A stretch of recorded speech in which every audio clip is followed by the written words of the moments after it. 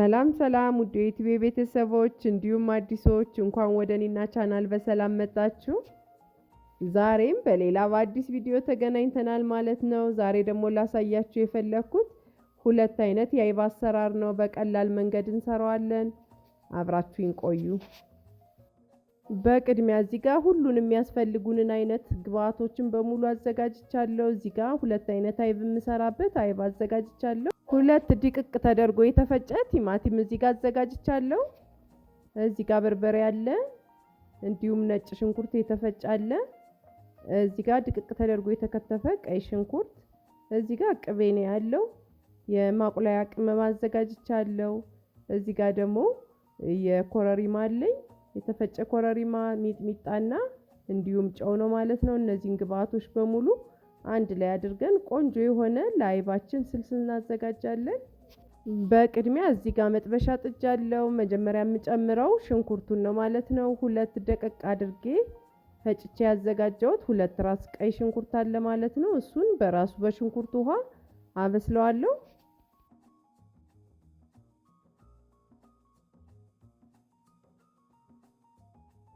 ሽንኩርታችን እንደዚህ ሲበስልልን ቲማቲም ድቅቅ አድርገን የፈጨነው ቲማቲም አለ፣ እሱን ነው የምንጨምረው ማለት ነው።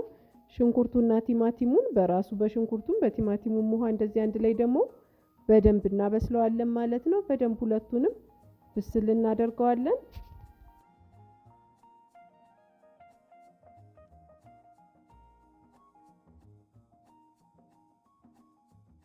ቲማቲሙና ሽንኩርቱ እንደዚህ ውሃውን ጨርሶ ሲበስልልን ዘይት ነው የምንጨምረው ማለት ነው። ዘይት ያው ቅቤ ስለሆነ የምንጨምረው እንዳይዝብን ብቻ ትንሽዬ ዘይት እናደርጋለን። እሱን አብረን ቲማቲሙና ሽንኩርቱን ጥብስ እናደርገዋለን ማለት ነው።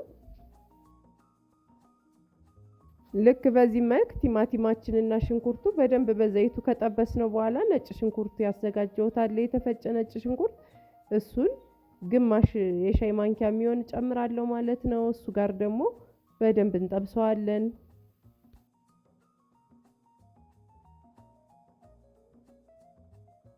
አሁን ደግሞ በርበሬ ነው የምጨምረው። በርበሬ የጨመርኩት አንድ የሾርባ ማንኪያ በደንብ ያልሞላ ነው ማለት ነው። እሱን ደግሞ በደንብ አቁላልተን እናበስለዋለን።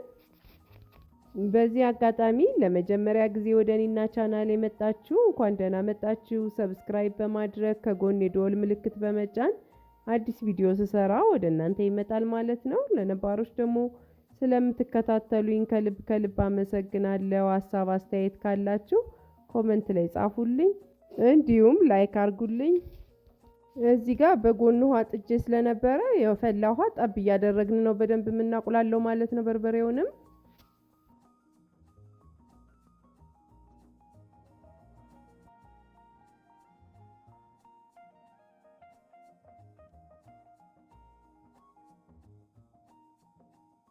አሁን ደግሞ የምጨምረው አንድ አራተኛ የሚሆን የሻይ ማንኪያ የማቁላያ ቅመም ነው ማለት ነው። እሱን ደግሞ ጨምረን በደንብ አብረን እናቁላለዋለን።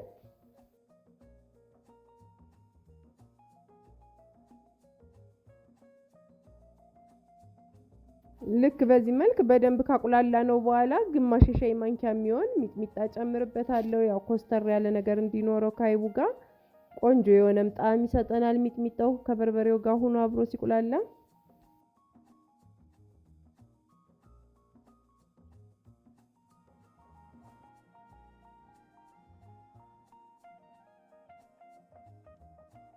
አሁን ደግሞ የምጨምረው ጨው ነው ማለት ነው። ጨዋችንን ደግሞ እንጨምርና በደንብ እናቁላለዋለን።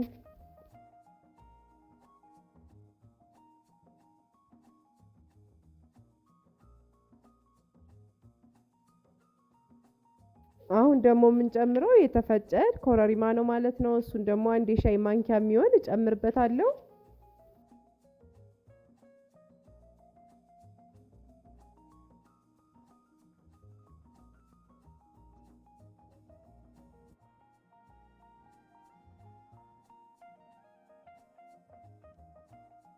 በመጨረሻም ቅቤ ነው የምጨምረው። ቅቤ አንድ የሻይ ማንኪያ የሚሆን እጨምራለሁ።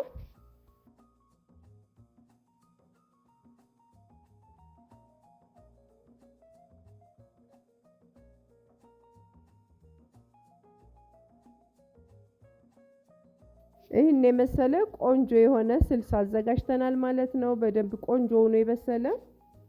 አሁን አይባችንን በሁለት መልኩ ስለሆነ የምናዘጋጀው መጀመሪያ በዚህኛው ጣባ አይባችንን እንቀንሳለን ማለት ነው። ግማሹን አይብ በአንደኛው ጣባ ጨምራለሁ።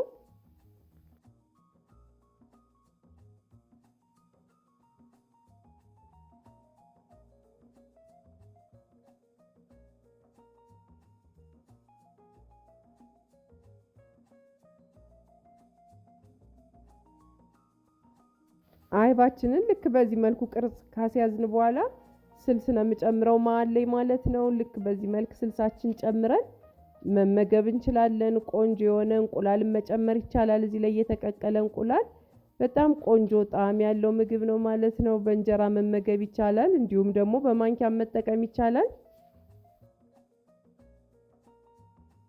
አሁን ደግሞ ሁለተኛ የምናዘጋጀውን አይብ ነው የምንጨምር። ስቶቫችንን አጥፍተናልኝ ትንሽ ቀዝቀዝ ሲልልን አይቡን እንጨምራለን ማለት ነው። ስቶቡን ሳናጠፋ የምንጨምረው ከሆነ አይብ የመቅለጥ ባህሪ ስላለው ይቀልጥብናል ማለት ነው። ስለዚህ ለስለስ ሲልልን እሳቱ እንዲሁም ቀዝቀዝ ሲል ስልሱ እንጨምረዋለን ማለት ነው። አይባችንን በደንብ እናዋህደዋለን። ይህኛው ደግሞ በጣም ቆንጆ የሆነ ጣዕም አለው። ሰርታችሁ ሞክሩት።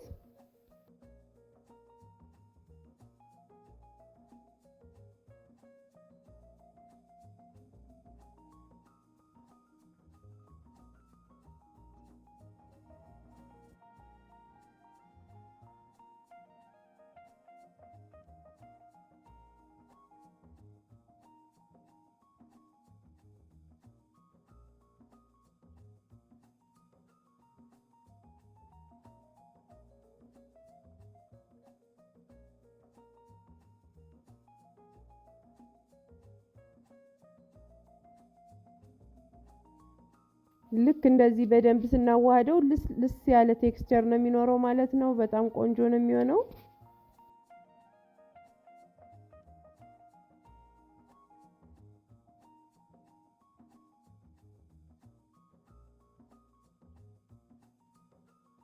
ይህኛውንም አይብ በማቅረቢያ ወይም በጣባችን እንገለብጣለን ማለት ነው። በጣም ቆንጆ ጣዕም ያለው ነው። በተለይ በስልስ እንደዚህ የተዋህደው ቅባቱን በደንብ ስለሚደርሰው በጣም ቆንጆ ጣዕም አለው። ሰርታችሁ ሞክሩት። ለጾም ጊዜም አማራጭ ይሆናችኋል ማለት ነው።